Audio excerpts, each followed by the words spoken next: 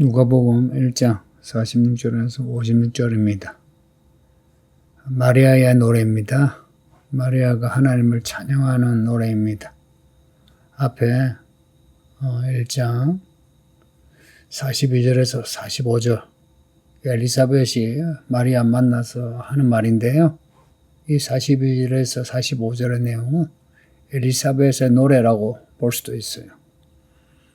주의 모친이 들어왔다 하면서 성령 충만한 가운데 하나님의 일을 고백했거든요. 여기에 대한 마리아의 노래가 오늘 본문입니다.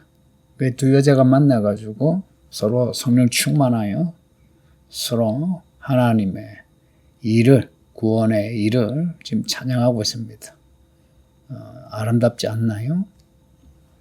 늙은 엘리사벳, 그리고 젊은 마리아, 이 두 여자가 하나님이 주신 아들을 뱃속에 잉태하고 이 두 아들이 하나님의 큰 일을 하는 아들들로 그 모친들이 성령 충만하여 이렇게 노래한다.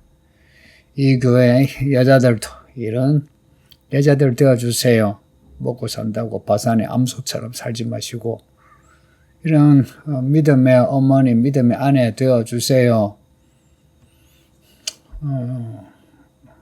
살다 보면은 뭐 바쁘기도 하고 먹고 사는데 마음 빼앗기기도 하고 또 하고 싶은 거 하기도 하는데 다 좋은데 우리를 구원하신 하나님의 은혜를 알고 우리에게 주신 하나님의 일을 발견하고 그 일이 우리의 기업이 되고 우리의 인생의 결이 된다면 복 있는 사람 아니겠습니까? 앞에 45절에서 엘리사벳이 마리아에게 한 말이 있죠. 주께서 하신 말씀이 반드시 이루어지리라고 믿은 그 여자에게 복이 있도다. 인생의 가장 큰 복은 말씀이 이루어지는 사람입니다. 46절에 보면 마리아가 이르되 내 영혼이 찬양하며 주를, 그리고 47절에 내 마음이 기뻐하였으면 하나님 내 구주를. 마리아의 영혼과 마음이 하나님을 찬양합니다. 하나님을 찬양합니다. 예배는 하나님을 찬양하는 거예요. 찬양 또한 하나님을 찬양하는 겁니다. 우리 기분에 따라서 우리가 하고 싶은 말을 주저리 하는 게 아니고요. 하나님을 찬양하는 겁니다. 2000년 전이나 지금이나 똑같아요. 가사도 똑같아요. 내용도 똑같아요. 곡조는 차 있겠지만 그러나 야가 그때나 지금이나 우리의 마음을 고양시킬 수 있는 그런 곡조가 필요해요. 48절에 왜 이래 찬양하느냐 하나님의 여종의 비천함을 불쌍히 여기시고 나를 영원히 복 있는 사람으로 만드셨습니다 하는 거예요. 마리아는 자신을 여종의 비천함으로 이야기합니다.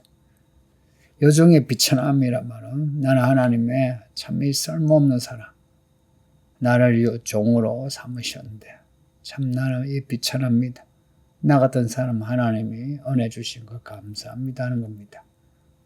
우리 모두가 다 하나님 앞에서는 비천한 존재인 걸 고백하세요.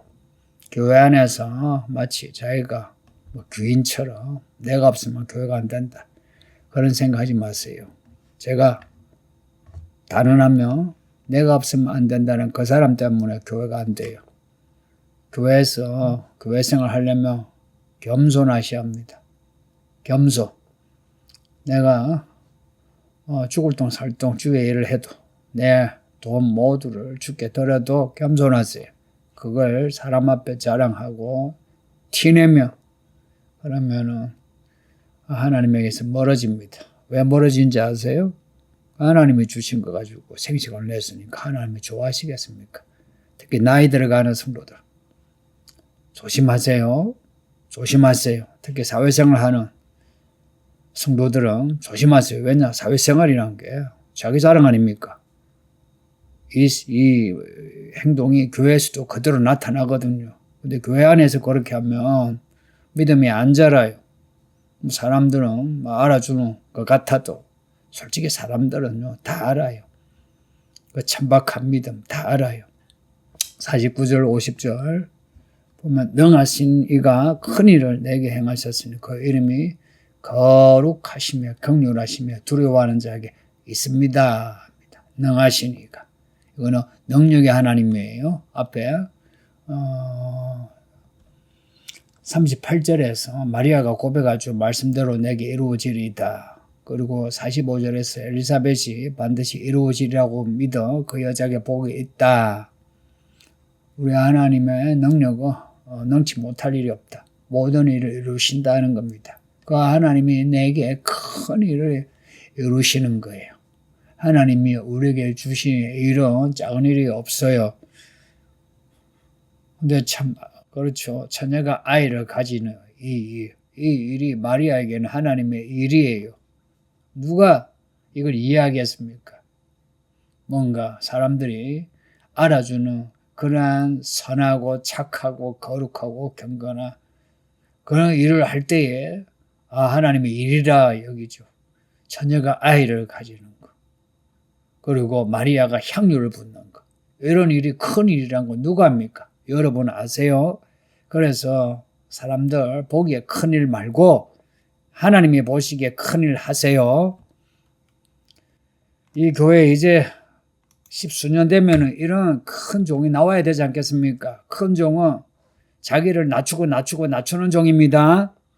스스로 내가 괜찮다 하면 당신은 이미 쓸모없는 사람입니다. 51절에서 53절에 보면 하나님은 하나님의 팔로 혹은 하나님의 손으로 교만한 사람들을 다 흩으신다 할 때 이거는 구약에서요 이스라엘 백성을 다 흩어지게 했죠. 심판입니다.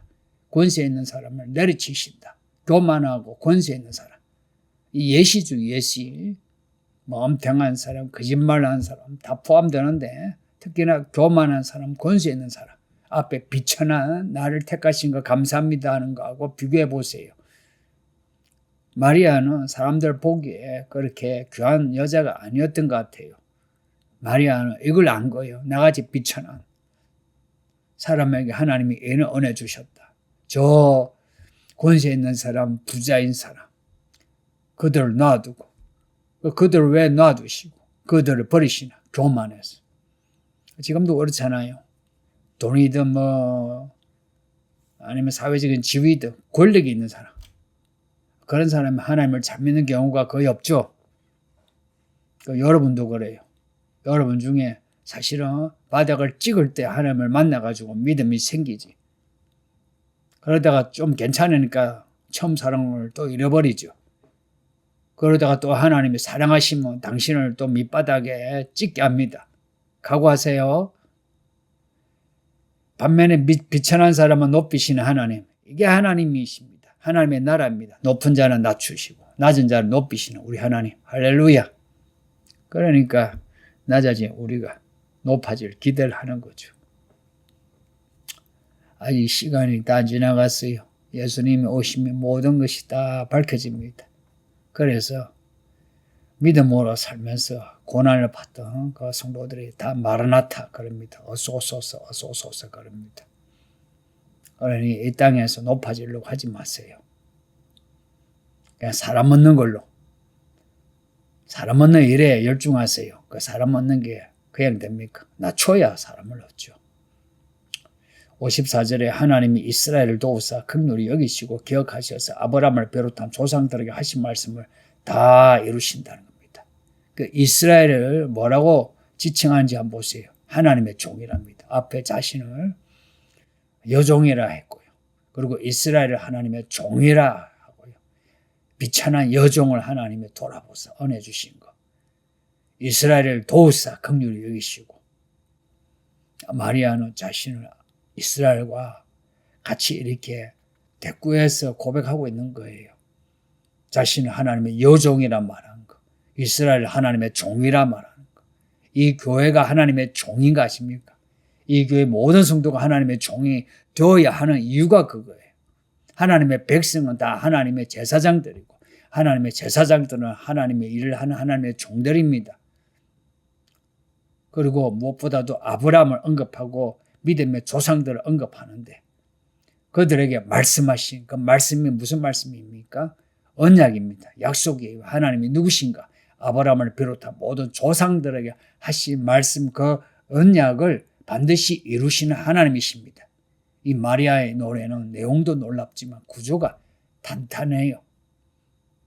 있잖아요. 성령으로 충만하면 구조를 자기가 생각하고 해서 하지 않아도 하나님의 지혜와 계시로 탄탄한 구조에 고백을 하고 논쟁을 하고 노래를 합니다. 영원히 주를 찬양하고 능하신 하나님의 큰 일을 이루시고 그 이름이 거룩하다 하고 그리고 그 중앙에 교만한 자를 헛되시고 권세인 자를 내리치시고 비천한 자를 높이시고 줄인 자를 높은 곳으로 배불리시는 우리 하나님을 그리고 언약의 우리 하나님 조상들에게 하신 말씀을 이루시는 하나님을 노래합니다. 이 내용, 이 구조를 한번 여러분이 천천히 그 순서를 보세요. 영원히 주를 찬양한다로 시작하죠. 끝에는 언약의 하나님이 우리 조상에게 하신 말씀을 이루신다는 겁니다. 왜 주를 찬양하냐? 하나님이 말씀을 이루신 그 사건들을 찬양하는 거예요. 능하신 하나님이십니다. 그 능하신 하나님은 어떻게 하냐? 비천한 자를 높이시고 줄인 자를 좋은 곳으로 배불리시는. 그래서 비천하다, 낮아졌다, 가난하다. 굴하지 마세요. 겁먹지 마시고 우울하지 마세요. 하나님이 언젠가 오시면 교만한 자를 헛되시고 권세 있는 자를 내리치십니다. 이게 이 노래의 중앙에 있어요. 이 노래는 우리가 불러야 하는 찬송의 교과서입니다. 마리아의 이 노래를 우리도 같이 부릅시다. 우리 삶에서 우리도 하나님께 받은 은혜를 마리아처럼 이렇게 하나님을 찬양하는 겁니다. 마리아와 엘사벳의 만남, 두 여자, 두 성도의 만남에서 이렇게 찬양이 있습니다. 교회 성도 간의 만남이 그런 만남이 됩시다. 서로 만나가지고 수다 떨고 뒷담하고 볼품볼만하고 혹은 남자들 서로 힘겨루게 하지 마시고 정신 딱 차려가지고 하나님 우리에게 주신 말씀이 무슨 말씀인지 알고서 감동하고 비천하 우리를 구하시는 하나님을 감사하며 하나님이요 이 땅에 행하시는 정의로운 일이 심판과 구원입니다. 그 일을 기대하면서 우리를 구원하시는 하나님을 기다리는 성도 되시길 바랍니다. 아버지 하나님 감사합니다. 오늘도 성경을 읽게 하고 듣게 하시네. 읽고 들은 말씀 마음에 새겨 언제든지 생각나게 하고 깨달아 감동하여 말씀 지키며 살게 하소서.